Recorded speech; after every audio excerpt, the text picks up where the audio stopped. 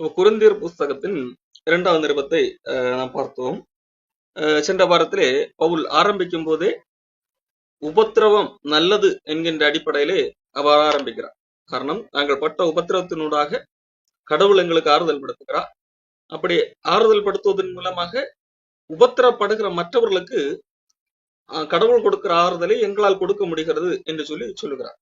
இங்கே ஆறுதல் என்று சொல்லும் போது, இன்றைக்கு சொல்லப்படுகிற ஆறுதல் என்று சொல்லப்படுகிற ஒரு சிம்பதி கிரியேட் பண்ணுகிற போது போன்ற ஒரு வார்த்தைகளை குறித்து இங்கே பவுல் சொல்லவில்லை.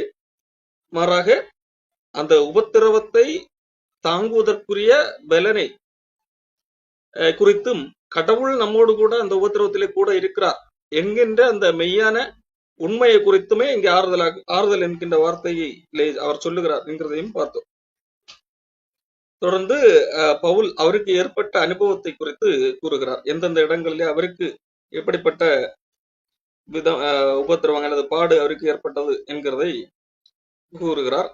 கடவுள் அதிலிருந்தெல்லாம் காப்பாற்றினதை குறித்தும் சொல்லுகிறார். தொடர்ந்து அவர் கூறும்போது, மாம்சத்திற்கேற்ற ஞானத்தோடு நாங்கள் நடவாமல் தேவனுடைய கிருபையினாலே நாங்கள் உலகத்திலேயும் விசேஷமாக உங்களிடத்திலேயும் கபடமில்லாமல் திவ்ய உண்மையோடு நடந்தோம் என்று எங்கள் மனது எங்களுக்கு புகழ்ச்சியாக, எங்களுக்கு சொல்லுகிற சாட்சி எங்களுக்கு புகழ்ச்சியாக இருக்கிறது என்று சொல்ல. அப்போ இங்கே பவுலப்போஸ்தலன் ஒரு காரியத்தை சொல்லுகிறார். நாங்கள் மனசாட்சிக்கு உட்பட்டு உண்மையாக நடந்தோம், கபடமில்லாமல் நடந்தோம், அதுதான் எங்களுக்கு புகழ்ச்சி. நாங்கள் கபடமில்லாமல் நடந்தோம் என்கிறது கூட அது எங்களுடைய ஞானத்துக்கு உட்பட்டு நாங்கள் அப்படி நடக்கவில்லை. தேவனுடைய கிருபையினாலே, கடவுளுடைய இரக்கத்தாலே நாங்கள் அவ்விதமாக நடந்தோம் என்கிறது தான் எங்களுக்குரிய புகழ்ச்சி என்று சொல்லுகிறார். ஏனென்றால் நீங்கள் வாசித்தும் ஒத்துக்கொண்டும் இருக்கிற காரியங்களையே அன்றி வேறு ஒன்றையும் நாங்கள் உங்களுக்கு எழுதவில்லை. முடிவு பரியந்தம் அப்படியே ஒத்துக்கொள்வீர்கள் என்று நம்பி இருக்கிறார். அப்போ பவுல் எதை எழுதியிருக்கிறாரோ அது அந்த அடிப்படையில தான் பவுல் வாழ்கிறார். அதை ஏற்கனவே கொரிந்து மக்களுக்கு எழுதியும் இருக்கிறார்.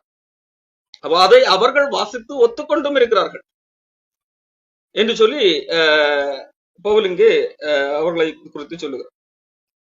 கர்த்தராகிய இயேசு கிறிஸ்துவின் நாளிலே நீங்கள் எங்களுக்கு புகழ்ச்சியா இருப்பது போல நாங்களும் உங்களுக்கு புகழ்ச்சியா இருக்கிறதை ஒருவாறு ஒத்துக்கொண்டிருக்கிறீர்களே. நான் இப்படிப்பட்ட நம்பிக்கையை கொண்டிருக்கிறதுனால் உங்களுக்கு 2ஆம் தரமும் பிரயோஜனம் உண்டாகும்படி முதலாவது உங்களிடத்திலே வரவும், பின்பு உங்கள் ஊர் வழியாய் மக்கதோனியா நாட்டுக்கு போகவும், மக்கதோனியாவை விட்டு மறுபடியும் உங்களிடத்திலே வரவும், உங்களால் யூதேயா தேசத்துக்கு வழிவிட்டு அனுப்பப்படவும் யோசனையாக இருந்தேன் என்று சொல்லி இங்கே பவுல் சொல்றார். இங்க ஒரு பிரச்சனை என்னவென்றால், நாங்கள் எழுதினதை, அந்த பவுல் கடிதம் வழியாக எழுதின செய்தியை ஒத்துக்கொண்டிருக்கிறீர்கள், அதை ஏற்றுக்கொண்டிருக்கிறீர்கள். அந்த அடிப்படையிலே நீங்கள் எங்களுக்கு புகழ்ச்சியாக இருக்கிறீர்கள். பவுலப்போஸ்தலன் தன்னுடைய புகழ்ச்சியாக எதை சொல்லுகிறார் என்று சொன்னால், நான் எழுதி அனுப்பின செய்தியை நீங்கள் ஏற்றுக்கொண்டீர்கள், அதை ஒத்துக்கொண்டீர்கள். அப்போ அதன் நிமித்தமாக நீங்கள் இன்னும் கிறிஸ்துவை அறிகிறார்களே, வளர்கிறீர்கள், கிறிஸ்துவோடு நெருக்கமாகிறீர்கள், அதுதான் எங்களுக்கு புகழ்ச்சி. அப்போ நீங்கள் எங்களுக்கு புகழ்ச்சியா இருக்கிறது போல நாங்களும் உங்களுக்கு புகழ்ச்சியா இருக்கிறோம், அதை நீங்கள் ஒத்துக்கொண்டிருக்கிறீர்கள். நாங்கள் எப்படி உங்களுக்கு புகழ்ச்சியாக இருக்கிறோம்? அப்போ நீங்கள் எப்படி எங்களுக்கு புகழ்ச்சியாக இருக்கிறீர்கள்? எங்கள் மூலமாக நீங்கள் இன்னும் சத்தியத்திலே வளர்கிறீர்கள், நீங்கள் அதை ஏற்றுக்கொண்டிருக்கிறீர்கள், அதுதான் எங்களுக்கு புகழ்ச்சி. அதை போல உங்களுக்கு எது புகழ்ச்சி? உங்களுக்கு அந்த செய்தியை நாங்கள் கொடுக்கிறது உங்களுக்கு புகழ்ச்சியாக இருக்கிறது என்று சொல்லுகிறார். அதை தொடர்ந்து பவுலின் மீது வைக்கப்பட்ட ஒரு குற்றச்சாட்டுக்கு பவுல் பதில் கொடுக்கிறார். காரணம், முதலாவது கடிதத்தை பவுல் எழுதும் போது பவுல் அவர்களிடத்திலே கூறும்போது, நான் உங்களிடத்திலே வருவேன் என்பதாக கூறியிருந்தார். 1 கொரிந்தியர் புஸ்தகம் 16ஆம் அதிகாரத்திலே 5ஆம் வசனம், நான் மக்கதோனியா நாட்டின் வழியாய் போகிறபடியால் மக்கதோனியா நாட்டை கடந்த பின்பு உங்களிடத்திலே வருவேன். நாங்க எங்கே போனாலும் நீங்கள் என்னை வழிவிட்டு அனுப்பும்படிக்கு நான் உங்களிடத்தில் சில காலம் தங்கி இருக்க வேண்டியிருக்கும். ஒருவேளை மழைக்காலம் முடியும் வரை தங்கி இருப்பேன். இப்பொழுது வழிப்பிரயாணத்திலே உங்களை கண்டுகொள்ள மாட்டேன். கர்த்தர் உத்தரவு கொடுத்தால் உங்களிடத்திலே வந்து சில காலம் தங்கி இருக்கலாம் என்று நம்புகிறேன். இது பவுலப்போஸ்தலன் முதலாவது நிருபத்தை எழுதும் போது கொரிந்து மக்களுக்கு எழுதின காரியங்கள். ஆனால் அதன் பின்பதாக அப்படி ஒரு சம்பவம் பவுலுக்கு வாய்க்கவில்லை. அதாவது அங்கே பவுல் அவர்களை கண்டுகொள்ள போகவில்லை. ஆகவே பவுல் ஒரு பொய் சொல்லி ஏமாற்றுகிறவர், அவர் உண்மையை சொல்ல மாட்டார் என்கின்ற ஒரு குற்றச்சாட்டு பவுலின் மீது வைக்கப்பட்டது. ஆகவே அந்த குற்றச்சாட்டுக்கு பதில் கொடுக்கும்படியாக அடுத்த காரியத்தை எழுதுகிறார். இப்போ என்ன எழுதுகிறார்? நான் இப்படிப்பட்ட நம்பிக்கை கொண்டிருக்கிறபடியினால் உங்களுக்கு இரண்டாம் தரமும் புரோஜனமாக இருக்கும்படி முதலாவது உங்களிடத்திலே வரவும், பின்பு உங்கள் ஊர் வழியாய் மக்கதோனியா நாட்டுக்கு போகவும், மக்கதோனியாவை விட்டு மறுபடியும் உங்களிடத்திலே வரவும், உங்களால் யூதேயா தேசத்துக்கு வழி விட்டனுப்பப்படவும் யோசனையாக இருந்தேன். அதாவது மக்கதோனியா தேசத்துக்கு போகும் முன்பதாகவே உங்களிடத்திலே வந்துவிட்டு மறுபடியும் மக்கதோனியா தேசத்திலிருந்து ரிட்டர்ன் வரும்போதும் உங்களிடத்திலே வந்து உங்களிடத்திலே தங்கியிருக்கலாம், அதன் பிறகு உங்களிடத்திலிருந்து யூதேயா தேசத்துக்கு போகலாம் என்கிறதான் என்னுடைய யோசனையாக இருந்தது என்று சொல்லி பவுல் சொல்லுகிறார். இப்போ இப்படி நான் யோசித்தது வீணாக யோசித்தேனோ, அல்லது நீங்கள் அந்த வைக்கிற அந்த குற்றச்சாட்டை அவர்களது ஆம் ஆம் என்கிறதும் அல்ல அல்ல என்கிறதும் என்னிடத்திலே இருக்கத்தக்கதாக நான் யோசிக்கிறவைகளை மாம்சத்தின்படி யோசிக்கிறேனோ என்று சொல்லி பவுல் அந்த கேள்வி அவர்கள் பவுலின் மீது வைத்த குற்றச்சாட்டையே பவுல் கேள்வியாக வைத்து இப்பொழுது அதற்கு விளக்கம் சொல்ல இருக்கு. இதுதான் என்னுடைய யோசனையாக இருந்தது. முன்பதாக உங்களிடத்திலே வந்துவிட்டு இங்கிருந்து மக்கதோனியாவுக்கு போக வேண்டும், அடுத்து மறுபடியும் மக்கதோனியாவிலிருந்து வந்து உங்களிடத்திலிருந்து அடுத்து வேறொரு இடத்துக்கு யூதேயா தேசத்துக்கு போக வேண்டும். இதுதான் என்னுடைய யோசனையாக இருந்தது. ஆனால் நடக்க என்னுடனே இப்படிதான் யோசித்தது வீணாக யோசித்தேனா? இல்லை, நான் ஆம் ஆம் உண்மை என்று சொல்லுகிறதும் இப்படி சொல்லிவிட்டு இப்படி மாற்றி பேசுகிறது, ஆமாம் என்று சொல்லிவிட்டு இல்லை இல்லை என்று அது ஒரு மாற்றி பேசுகிறதற்கு ஒப்புமையாக அது சொல்லப்பட்டிருக்கிறது. ஆமாம் என்று சொல்லிவிட்டு இல்லை, அல்லது இல்லை என்று சொல்லிவிட்டு ஆமாம், இதுதான் என்னோட நான் இப்படித்தான் நான் வாழ்க்கையை ஓட்டுகிறேன். இதுதான் பவுலிடத்தில் இருந்தா குற்றச்சாட்டு. பவுல் சொல்லுவார், ஆனால் செய்கிறது வேற ஒன்றாக இருக்கும் என்கிறது பவுல் மீது வைக்கப்பட்ட குற்றச்சாட்டு. அப்போ இப்படிப்பட்ட விதத்திலே நான் மாம்சத்தின்படி யோசிக்கிறேனா என்று சொல்லி பவுல் கேள்வி கேட்கிறார். அதுக்கு பதிலே அவரே சொல்லுகிறார், இல்லை, நான் ஆம் ஆம் என்கிறதும் நாங்கள் உங்களுக்கு சொன்ன வார்த்தை ஆம் அல்ல என்று இருக்கவில்லை, அதற்கு உண்மையுள்ள தேவனே சாட்சி. அப்ப நான் உங்களிடத்தில் சொன்ன போது அந்த வார்த்தை ஆம் அல்ல என்று சொல்லி ஒரு உறுதியற்ற தன்மையுடையதாக சொல்லவில்லை, அதற்கு தேவனே சாட்சி என்று சொல்லி தன்னை குறித்து அவருடைய எக்ஸ்பிளனேஷனை கொடுக்கிறார்.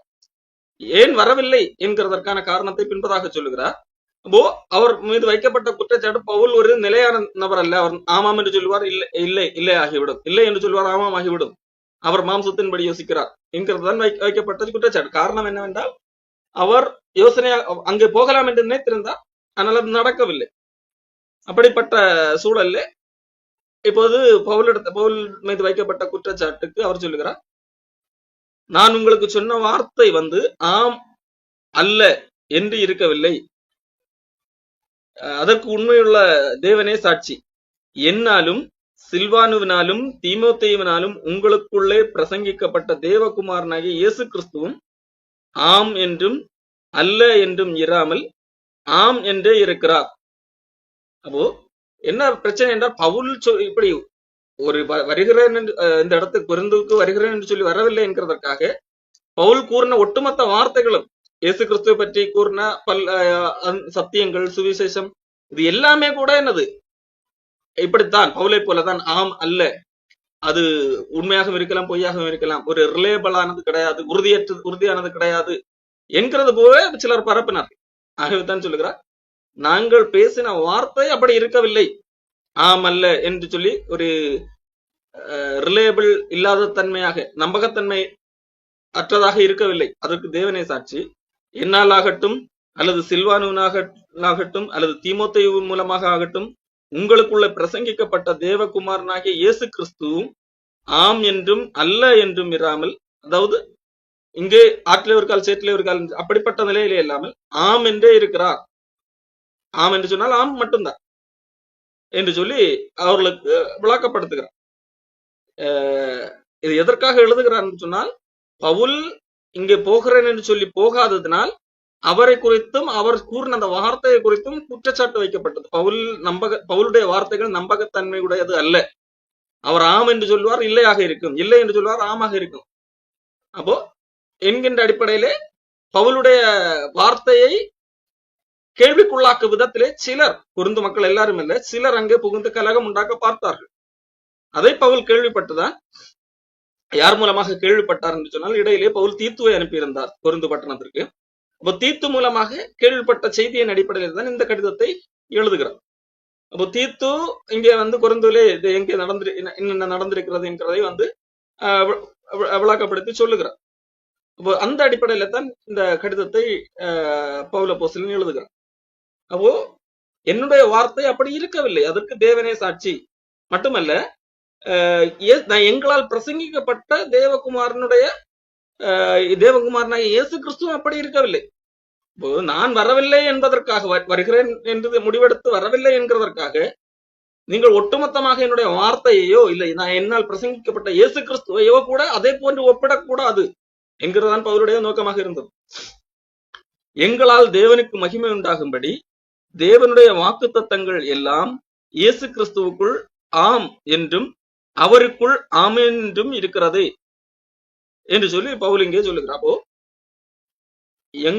எங்களால் தேவனுக்கு மகிமை உண்டாக தேவனுடைய வாக்குத்தத்தங்கள் எல்லாம் இயேசு கிறிஸ்துவுக்கு, அப்போ ஆம் என்றும் ஆமென் என்றும் இருக்கிறது, ஆம் என்றும் இல்லை என்றும் இல்லை. ஒருவேளை நடக்கலாம், அப்படி இல்லை, கண்டிப்பாக ஆம் தான். நாங்கள் கூறின வார்த்தைகள், அப்போ தேவன் இதை செய்வார் என்று கூறின வார்த்தைகள், எங்களுடைய பிரசங்கத்தின் மூலமாக இயேசு கிறிஸ்துவை விசுவாசித்தால் ஆக்கினை தீர்ப்பு இல்லை, இதுதான் பிரசங்கம். அப்போ நித்திய ஜீவன் உண்டு, இதுதான் பிரசங்கம். அப்போ இந்த இப்படிப்பட்ட வாக்கு தத்தங்கள் எல்லாம் ஆம் என்றும் ஒருவேளை உண்டு ஒருவேளை இல்லை என்கின்ற அடிப்படையில அல்ல, கண்டிப்பாக ஆம் தான்.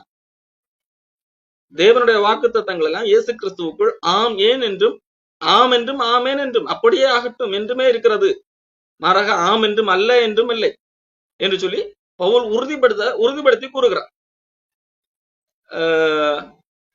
காரணம், அதற்கு காரணத்தை பவுல் எழுதுகிறார். உங்களோடு கூட எங்களையும் கிறிஸ்துவுக்குள் ஸ்திரப்படுத்தி நம்மை அபிஷேகம் பண்ணினவர் தேவனே. நம்மை கிறிஸ்துவுக்குள்ளாக தேவன் ஸ்திரப்படுத்தி இருக்கிறார், ஸ்திரப்படுத்தி அவருக்குள்ளாக மூழ்கடித்திருக்கிறார். அபிஷேகம் பண்ணி இருக்கிறார், மூழ்கடித்திருக்கிறார், அதை அவருக்குள்ளாக்கி இருக்கிறார். ஆகவே அவருடைய வார்த்தை, எங்களால் பிரசங்கிக்கப்பட்ட அந்த வார்த்தை ஒரு நம்பகத்தன்மைக்கு அப்பாற்பட்டது அல்ல, நம்பகத்தன்மை அற்றது அல்ல, அன்ரிலேபிள் அல்ல, அது ரிலேபிள் என்கிறதை பவுல் இங்கே சொல்ல வருகிறார்.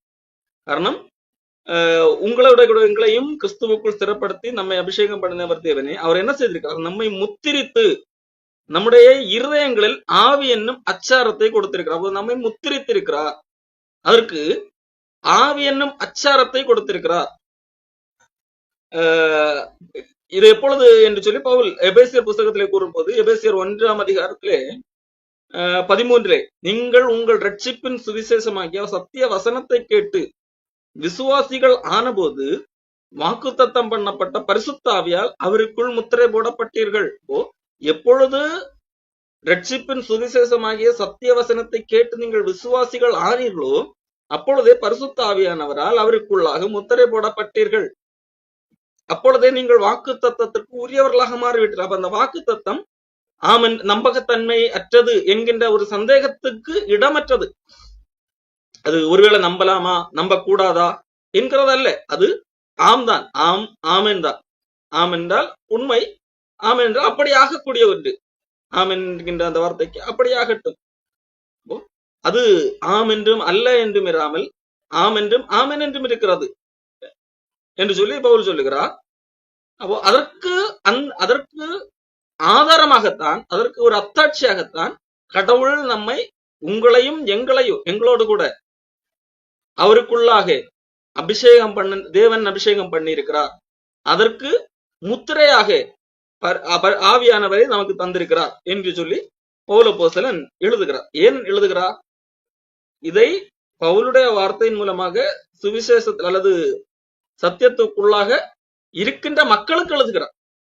சிலர் வெளியே இருந்து குழப்ப முற்பட்டார்கள். கொரிந்து மக்கள் குழம்பவில்லை. அதை கொஞ்சம் முன்பதாக கூட எழுதுகிறார்.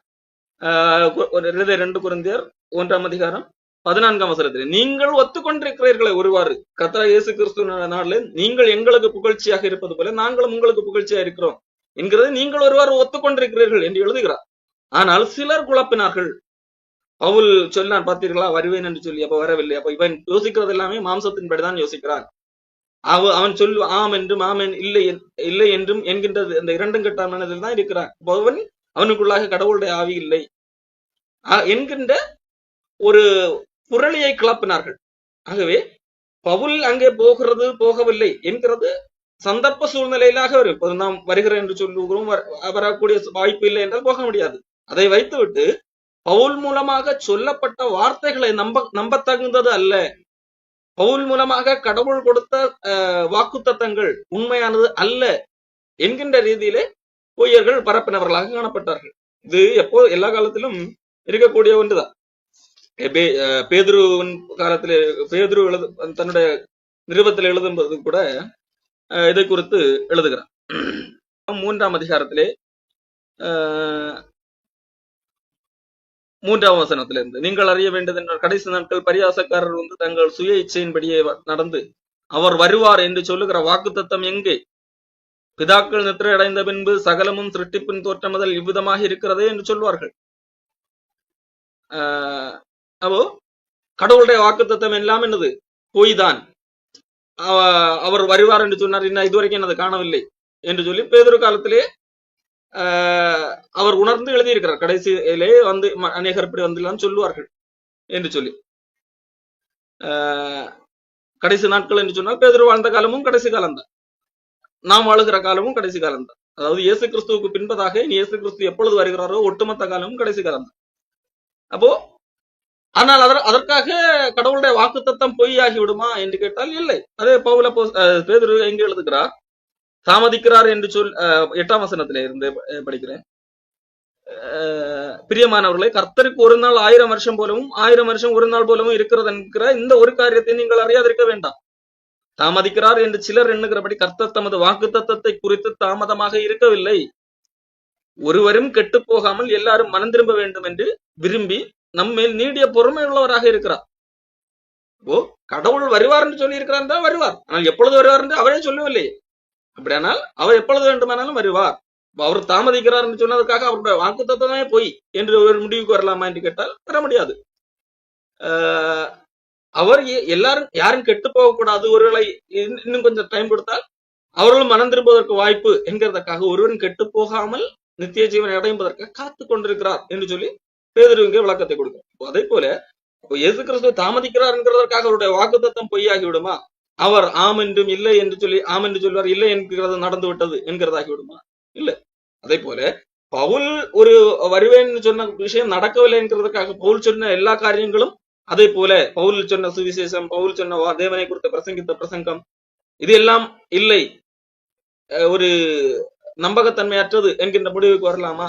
இல்லை என்று சொல்லி அதைத்தான் பவுல் இங்கே அவர்களுக்கு எக்ஸ்பிளைன் அல்லது நிரூபிக்க இந்த கடிதத்தை எழுதுகிறார். அப்போ இயேசு கிறிஸ்துவோட வார்த்தை வாக்குத்தத்தம் எப்படி ஆம் என்றும் அல்ல என்றும் இல்லையோ, அது ஆம் என்றும் ஆமேன் என்றும் இருக்கிறதோ, அதை போல நாங்கள் உங்களுக்கு பிரசங்கித்த அந்த வார்த்தையும் ஆம் என்றும் அல்ல என்றும் இல்லை, ஆம் என்றே இருக்கிறது. அது உண்மையாகவே இருக்கிறது.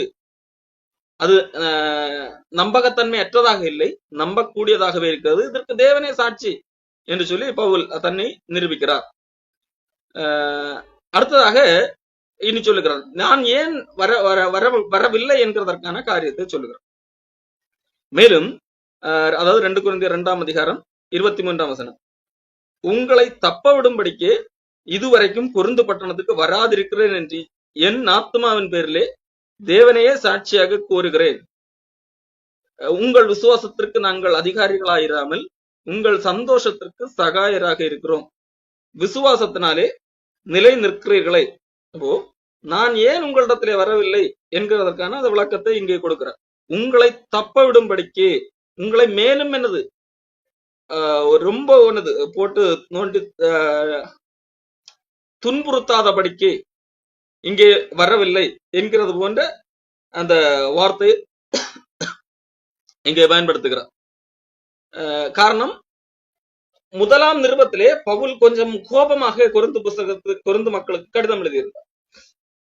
மிகவும் கோபமாக. காரணம், அந்த கடிதம் எழுதும் போது கொரிந்து மக்களுடைய நிலைமை மிக மோசமாக காணப்பட்டது. சண்டைகள் இருந்தது, பிரிவினைகள் இருந்தது. ஒருத்தன் தன் தகப்பனுடைய மனைவியை வைத்திருந்தான். அதை குறித்து கொரிந்து சபை மக்கள் எந்தவித ஆக்ஷனும் எடுக்கவில்லை. அவனை திருந்த வேண்டும் என்கின்றதற்காக எந்த முயற்சியும் எடுக்கவில்லை. ஒருவேளை சொல்லி கேட்கவில்லை என்றால் அவனை சபைக்கு வெளியே புறம்பாக்கவில்லை. இப்படி பவுல் அங்கு கொஞ்சம் காட்டமாக பேச வேண்டியிருந்தது. அவனை சபைக்கு புறம்பாக்குங்கள், அவனை உங்களிடத்தில் ஏன் வைத்திருக்கிற, உங்களுக்கு வெட்கமில்லை, இப்படிப்பட்ட காட்டமான வார்த்தைகளை எல்லாம் இன்னும் பல காரியங்களை குறித்து எழுதியிருந்தார். திருவிருந்திலே பின்பற்றக்கூடிய முறைகள் மக்கள் தவறாக கையாளுகிறதை குறித்து, அதை குறித்து பவுல் மிகவும் கோபமாக கொஞ்சம் திட்டுங்கின்ற காட்டமான வார்த்தைகளை பயன்படுத்தி எழுதியிருந்தார். அப்போ அப்படி கோபத்தோடு எழுதி அந்த நிருபம் எழுதி இருக்கின்ற அந்த சிச்சுவேஷன்ல அவருக்கு அடுத்த பயணம் அங்கே போகும்போது அவர்களை மறுபடியும் அந்த அதே நிலையிலே அவர்களை காணுவதற்கு பவுலுக்கு விருப்பம் இல்லை. பாருங்கள், இது இந்த வார்த்தை 2 கொரிந்தியர் 1ஆம் அதிகாரம் 23ஆம் வசனத்திலே உங்களை தப்ப விடும்படிக்கு, அதாவது உங்களுக்கு நான் தண்டனை நேரிலே வந்தால் உங்கள் மேல் இருக்கிற அந்த கோபத்து நிமித்தம் உங்களை தண்டிக்க நேரிடும். ஆகவே அதை தவிர்க்கும்படிக்கு நான் உங்களிடத்திலே வரவில்லை. கடிதம் எழுதிய ஒருத்தர் நான் கடிதம் எழுதிய வழியாக காட்டமாக பேசுவதற்கும் நேரிலே போய் ஒரு அதே கோபத்திலே போய் பேசும்போதும் ரெண்டுக்கும் வித்தியாசம் இருக்கு. அப்போ நேரில் போ அப்படி ஒரு சலசலப்பு வேண்டாம் என்கிறதை பவுல் விரும்பினதுனால்தான் நான் நேரில் வரவில்லை என்று சொல்லி இங்கே பவுல் சொல்லுங்க. அதை மறுபடியும் 2ஆம் அதிகாரத்தின் 1ஆம் வசனத்திலே பவுல் அதை உறுதிப்படுத்துகிறார். நான் துக்கத்துடனே உங்களிடத்திலே மறுபடியும் வராதபடிக்கு எனக்குள்ள தீர்மானித்துக் கொண்டேன். அப்போ நான் மறுபடியும் என்னது உங்களிடத்துல வரும்போது துக்கத்தோடு வர வேண்டி இருக்கும், அப்படி நான் வரக்கூடாது என்கிறதற்காக நான் தீர்மானித்துக் கொண்டிருந்தேன். காரணம், உங்கள் விசுவாசத்துக்கு நாங்கள் அதிகாரிகள் அல்ல. உங்களை வலுக்கட்டாயமாக அடித்து தண்டித்து நீங்கள் இதைத்தான் செய்ய வேண்டும், இப்படி அந்த நான் அதிகாரி அல்ல. ஆனால் நீங்கள் செய்கிற அந்த செயலை பார்த்து நான் நேரிலே வந்தால் ஒருவேளை அப்படி செய்ய நேரிடும், தண்டிக்க நேரிடும்.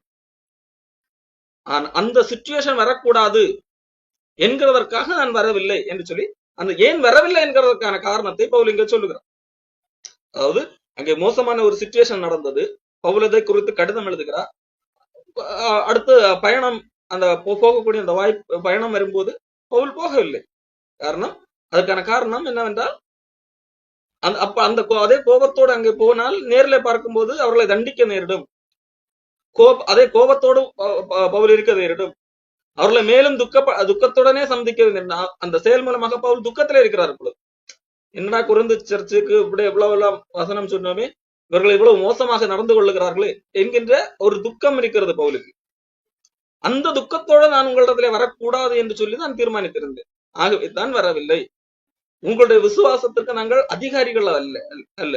அது வலுக்கட்டாயமாக சட்டத்தை போட்டு உங்களை அடித்து துன்புறுத்தி இதைத்தான் பின்பற்றியாக வேண்டும் என்று என்கிறதல்ல. மாறாக உங்கள் விசுவாசத்துக்கு சகாயராக இருக்கிறோம். ஆகவே அந்த நேரத்தில் நான் வரவில்லை என்று சொல்லி ஏன் வரவில்லை என்கிறதற்கான காரணத்தை பவுல் சொல்லுகிறார். ஆகவே பவுல் போகாவிட்டாலும் பின்பதாக அந்த கடிதத்தை புரிந்து கொண்டு மக்கள் மனம் மாறினார்கள். அதை ஏற்றுக்கொண்டார்கள். பவுலுடைய அறிவுரையை ஏற்றுக்கொண்டு திருந்தினார்கள். ஆனால் அந்த பவுல் அந்த கடிதம் போய் சேர்ந்து அதை எல்லாரும் வாசித்து தங்களை திருத்திக் கொள்வதற்கு சில கால அவகாசம் தேவைப்படும் அல்லவா? அந்த திருந்திக் கொள்ள கால அவகாசம் தேவைப்படும் முன்பதாகவே நான் நேரில் வந்து உங்களை தண்டித்து விட வேண்டாம் என்று சொல்லி துக்கத்தோடு தான் உங்களிடத்துல வர வேண்டாம் என்கிறதற்காகத்தான் வரவில்லை. மாறாக நீங்கள் நினைப்பது போல நான் மாம்சத்திலே யோசிக்கிறேன் அல்லது நான் ஒன்றை சொல்லிவிட்டு ஒன்றை செய்யாமல் இருக்கிறேன் என்கிறது போன்ற அந்த குற்றச்சாட்டு எழ வேண்டிய அவசியம் இல்லை என்று சொல்லி பவுல் இங்கே விளக்கத்தை கொடுக்கிறார். அப்போ ஒரு ஒரு சிச்சுவேஷனை பவுல் இது விதமாக கையாளுகிறார், அவ்வளவுதான். அதற்காக அவர் சொல்லுகிற வார்த்தை எல்லாமே அதற்காக போய் தான் என்கிறதாக மாறிவிடாது என்கிறதைத்தான் பவுல் இங்க அந்த கொரிந்து மக்களுக்கு அட்ரஸ் பண்ண வருகிறார். காரணம், இந்த ஒரு சின்ன இந்த விஷயத்தை வைத்து சிலர் ஒட்டுமொத்தமாக பவுலை தாழ்த்தி ஆதாயம் தேட பார்த்தார்கள். பவுல் சொல்லுகிற எல்லாமே போய் தான், பார்த்தீர்களா, இவன் வரவேன்னு சொன்னா வரவில்லை. அப்படி பார்த்தா பவுல் சொன்ன இதுவரைக்கும் சொன்ன எல்லாமே போய் தான் என்கின்ற லெவலுக்கு அவர்கள் போனார்கள். அப்போ பவுல் கடவுளின் பெயரிலே சொன்ன வாக்கு தத்தங்களும் என்னதுதான்? பொய்கள் தான். இயேசு கிறிஸ்துவ விசுவாசத்தால் உங்களுக்கு தண்டனை தீர்ப்பு கிடையாது என்று சொன்னதும் பொய்யாகத்தான் இருக்கும். இயேசு கிறிஸ்துவ விசுவாசத்தால் நித்திய ஜீவன் என்று சொன்னதும் பொய்யாகத்தான் இருக்கும் என்கிறது போல பேச ஆரம்பித்தார்கள். ஆகவே தான் பவுல் சொல்லுகிறார், இல்லை இல்லை, அப்படி கிடையாது என்று சொல்லி தன்னுடைய பக்க நியாயத்தை எடுத்து கூறுகிறார். நான் ஏன் வரவில்லை என்கிறதற்கான அந்த நியாயத்தை கூறுகிறார். இதற்கும் நாங்கள் பிரசங்கித்ததற்கும் சம்பந்தம் கிடையாது. ஒரு இடத்திற்கு போகிறோம் என்று திட்டமிட்டு போக முடியாததற்கும் நாங்கள் இயேசு கிறிஸ்துவை பற்றி பிரசங்கித்ததற்கும் என்ன இல்லை, லிங்க் பண்ணி என்னது இது நடக்கவில்லை, ஆக இதுவும் பொய் என்று சொல்லி சொல்லக்கூடாது என்கிறதை தான் பவுல் இங்கே சொல்ல வருகிறார். மட்டுமல்ல, இங்கே பவுல் சொல்லுகிற இந்த வார்த்தையை இன்றைக்கு சிலர் தவறாக பயன்படுத்திக் கொள்ளுகிறார்கள். இங்கே பாருங்கள், எங்களால் தேவனுக்கு மகிமை உண்டாகும்படி தேவனுடைய வாக்கு தத்தங்கள் எல்லாம் இயேசு கிறிஸ்துவுக்குள் ஆம் என்றும் அவருக்குள் ஆமென் என்றும் இருக்கிறது என்று சொல்லுகிறார் அல்லவா. இங்கே எங்களால் தேவனுக்கு மகிமை உண்டாகும்படி தேவனுடைய வாக்கு தத்தங்கள் எல்லாம், தேவன் நமக்கு வேதாகமத்திலே வாக்கு தத்தங்கள் எல்லாம், அந்த வாக்கு தத்தங்கள் எல்லாம் இயேசு கிறிஸ்துவுக்குள் ஆம் என்றும் ஆமென் என்றும் இருக்கிறது. இந்த வார்த்தை இன்றைக்குள்ள கிறிஸ்தவ போதகர்கள் எப்படி பயன்படுத்துகிறார்கள் என்று சொன்னா, எல்லா வாக்கு தத்தங்களையும் இன்றைக்கு எடுத்து இந்த மாதம் இந்த வாக்கு தத்தம், அந்த மாதம் அந்த வாக்கு தத்தம் என்று சொல்லி பேசுகிறார்கள். அதற்கு இந்த வசனத்தை ஆதாரமாக எடுக்கிறார். அதைத்தான் இந்த வசனம் உறுதிப்படுத்துகிறதா என்று கேட்டால் இல்லை. அது பழைய ஏற்பாட்டிலே இஸ்ரவேல் மக்களுக்கு கொடுக்கப்பட்ட வாக்கு தத்தம். அது அந்த மக்களுக்கு கொடுக்க வாக்கு தத்தம். இங்கே பவுல் எதை குறித்து பேசுகிறார்? பவுல் மூலமாக மக்களுக்கு சொல்லப்பட்ட வார்த்தைகளை, அதை குறித்து தான் இங்க பவுல் பேசுகிறார். கடவுள் நமக்கு கொடுத்திருக்கிற வாக்கு தத்தம் புதிய ஏற்பாட்டிலே சொல்லப்பட்டிருக்கு. நான் உங்களோடு உலகத்தின் முடிவு வரைந்தும் இருப்பேன். ஆவியை குறித்து சொல்லப்பட்ட வாக்கு தத்தம், என்னை விசுவாசிக்கிறவன் என்னிடத்திலிருந்து ஜீவ தண்ணீர் உள்ள நதிகள் புறப்படும் இயேசு கிறிஸ்து சொன்னார். தம்மை விசுவாசிக்கிறவர்கள் அடைய போகிற ஆவியை குறித்து இப்படி சொன்னார் என்று சொல்லி எழுதப்பட்டிருக்கிறது. மட்டுமல்ல, பல இடங்களிலே இந்த ஆவியை குறித்து சொல்லப்பட்ட வாக்கு தத்தம் என்கின்ற அந்த வார்த்தை வருகிறது. இப்போ நித்திய ஜீவனை அளிப்பேன் என்கிறதே வாக்கு தத்தம் என்று சொல்லி யோவான் எழுதுகிறார். இப்போ இயேசு கிறிஸ்துவை விசுவாசிப்பதன் மூலமாக கடவுள் நமக்கு ஒரு வாக்கு தத்தத்தை தந்திருக்கிறார், நிலையான ஒரு வாழ்வை தந்திருக்கிறார். இந்த வாக்கு தத்தம் பவுல் சொல்லுகிற அந்த சுவிசேஷத்துக்குள்ளாக அடங்கி இருக்கிறது.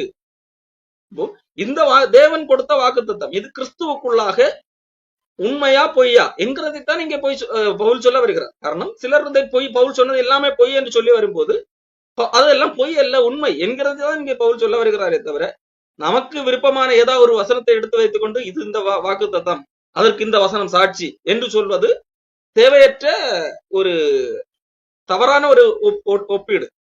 உதாரணத்துக்கு, சாத்தான் ஒரு வசனத்தை எடுத்துக்கொண்டு இப்படி சொல்லலாம், சங்கீதம் 91 உம்மை காக்கும்படி தூதர்களுக்கு கட்டளையிடுவார் என்று வசனத்தில் எழுதப்பட்டிருக்கு. ஆகவே நீங்கள் கீழே இருந்து குதியுங்கள், தூதர்கள் தாங்குவார்கள் என்று சொல்லி இயேசு கிறிஸ்துவத்திலே சொன்னாங்க. அதை போன்று ஒப்புமைப்படுத்துவதுதான். இயேசு கிறிஸ்து அதை ஒரு வாக்குத்தத்தமாக இருக்கிறது என்று சொல்லி பிடித்துக் கொண்டு கீழே குதித்தாரா? இல்லை. அப்போ அதே போலத்தான் இன்றைக்குள்ள போதகர்கள் வசனத்தை தவறாக கையாளுகிறார். பவுல் இந்த இடத்துல சொன்னது, அவர் தன்னை குறித்து தன்னை மேல் ஒரு குற்றச்சாட்டு வைக்கப்பட்டது, அது கூட பவுல் பிரசங்கித்த அந்த வார்த்தைகளை குறித்தும் நம்பகத்தன்மையை உருவாக்க முற்பட்டார்கள்.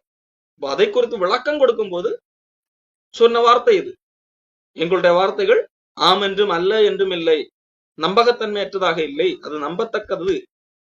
இயேசு கிறிஸ்துடைய தேவனுடைய வாக்கு தத்தங்களும் இயேசு கிறிஸ்துவுக்குள் ஆம் என்றும் ஆமென் என்றும் தான் இருக்கிறது, அது நம்பத்தக்கதாகத்தான் இருக்கிறது என்று சொல்லி அது தன் மீது வைக்கப்பட்ட அந்த குற்றச்சாட்டுகளுக்கு பதிலாக சொல்லுகிற வார்த்தை. ஆகவே ஒரு சிச்சுவேஷன்லே ஒரு இடத்துக்கு வர முடியவில்லை என்கிறதற்காக நாங்கள் சொன்ன ஒட்டுமொத்த வார்த்தைகளை நீங்கள் புறக்கணிப்பீர்கள், அது பொய் என்று சொல்லி முத்திரை குத்துவீர்கள் என்று சொன்னால் அது தவறு. நான் ஏன் வரவில்லை என்று சொன்னால் எங்களால் நீங்கள் துக்கம் உண்டாக்கும் விதமாக நடந்து கொண்டீர்கள். ஆகவே நான் உங்களை கடிதத்தின் மூலமாக துக்கப்படுத்தி விட்டு நான் நேரில் வந்தால் உங்களை தண்டிக்க வேண்டியிருக்கும். அந்த சிச்சுவேஷன் வரக்கூடாது என்கிறதற்காக நான் அந்த பிரயாணத்தை அங்கே வருவதை அவாய்ட் பண்ணேன். உங்களுக்கு கொஞ்சம் நீங்களாகவே சிந்தித்து உணர்ந்து உங்களுக்கு தேவையானதை கடிதம் மூலமாக எழுதிவிட்டேன். அதை உணர்ந்து நீங்கள் மனம் திரும்ப வேண்டும் என்று சொல்லி கொஞ்சம் கால அவகாசம் தர வேண்டும் என்பதற்காக நான் வரவில்லை. ஆகவே அந்த துக்கமான நீங்கள் என்னை துக்கப்படுத்தி விட்டீர்கள் உங்கள் செயல்கள் மூலமாக. அந்த துக்கத்தோடு உங்களிடத்துல வர வேண்டாம் என்றுதான் தீர்மானித்தேன், அவ்வளவுதான். காரணம் நாங்கள் விசுவாசத்திற்கு அதிகாரிகள் அல்ல. அதாவது வலுக்கட்டாயமாக நீ இதை செய்ய வேண்டும் என்று சொல்லி தண்டித்து இந்த காரியத்தை வைக்க வேண்டும் என்று தான் நினைக்கவில்லை. சகாயராக இருக்கிறோம். உங்களுக்கு தேவையான அறிவுரைகளை கடிதம் மூலமாக தந்து விட்டேன். நீங்கள் அதை ரியலைஸ் பண்ணி நீங்கள் மனம் திரும்ப வேண்டும், அதற்கு உங்களுக்கு கால அவகாசம் தர வேண்டும் என்கிறதற்காகத்தான் நான் வரவில்லை என்கிறதை பவுல் இங்கே தெளிவுபடுத்துகிறார். தொடர்ந்து அடுத்த வாரத்திலே அடுத்த பகுதி 2ஆம் அதிகாரத்தில் இருந்து பார்க்கலாம்.